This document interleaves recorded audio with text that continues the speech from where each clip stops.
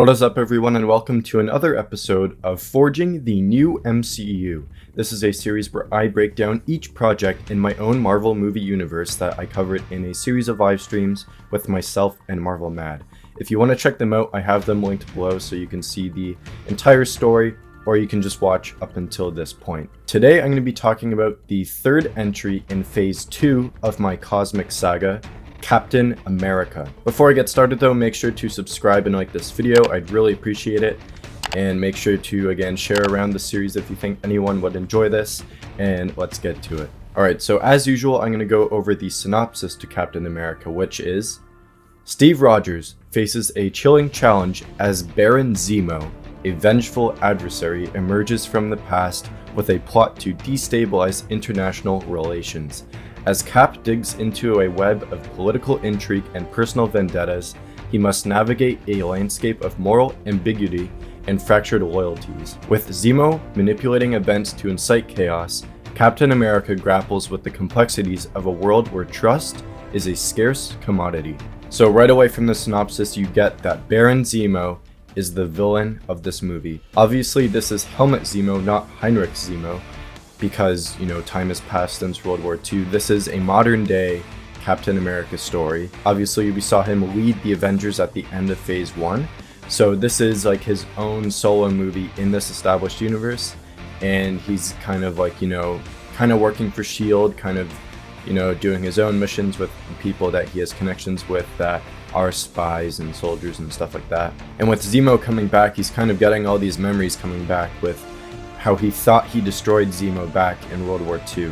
So it's going to be kind of cool to see how the legacy of Zemo has carried on to Heinrich's descendant Helmut, and how he kind of deals with getting revenge on Captain America for what he did to his family back in the war. And for this, as you could tell from the synopsis again, Zemo is kind of destabilizing governments and political relations with countries. He's doing this through his own Hydra, like sleeper agents, kind of, you know, going to different places and kind of trying to overthrow governments, trying to manipulate information, trying to do all that. So it's a very modern spy kind of movie, kind of similar to Captain America the Winter Soldier. And I know a lot of people will say everything's just trying to copy Winter Soldier now. But what I'm trying to do with this is go back to the comics that I read for Captain America, which are some of his best, the Ed Brubaker series, which is a modern day Captain America dealing with all this spy stuff and stuff with S.H.I.E.L.D.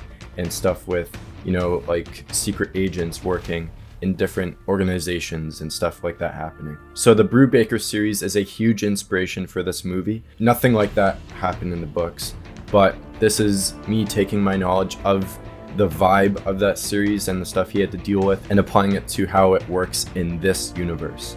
So for this, obviously it's Captain America trying to stop Zemo from taking down all these governments and political relations, because then the world's gonna fall apart. No one's gonna trust each other. You know, like a new world war could happen. And Captain America has to kind of realize he can't really trust anyone in his group at this point, because Zemo's manipulated so many things, like in organizations. Like, he doesn't know if S.H.I.E.L.D. is really S.H.I.E.L.D. He doesn't know if his friends are really his friends, or if they're just spying on him for Hydra. So he's kind of going through his own personal journey of what it means to be a symbol of freedom for a world that isn't really accepting him at this moment, when everything's kind of manipulated.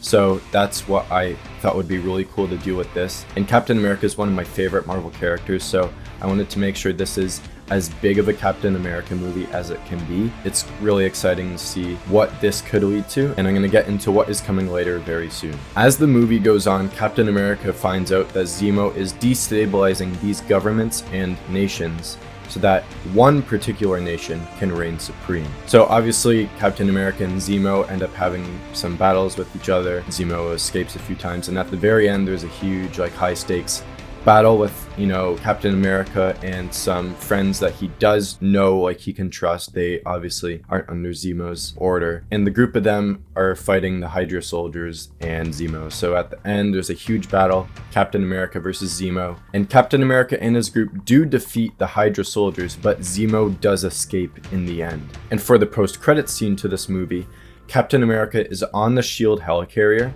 and he's watching a map of Zemo's attacks across the world. He's got like all these red dots kind of scattered around a world map, and he notices that there is a hole in the map that remained untouched, inciting a sense of suspicion that the nation Zemo mentioned rests in Eastern Europe, Latveria.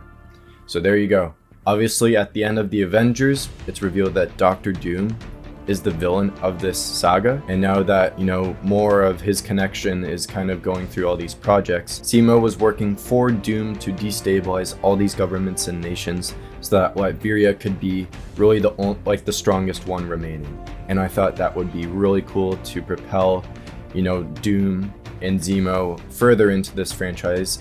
I can confirm that Zemo does return later on in Phase 3, but it gets really exciting from here. I can't wait to share what comes next for Doom, Zemo, Captain America. It's gonna be awesome. So yeah, that is Captain America. I'd like to thank you for watching once again. Please make sure to subscribe and like this video if you enjoyed it, and share it around again if you think anyone else would enjoy it. And I will see you in the next video, where I will be talking about the spectacular Spider-Man. Thank you again for watching, and I will see you all next time.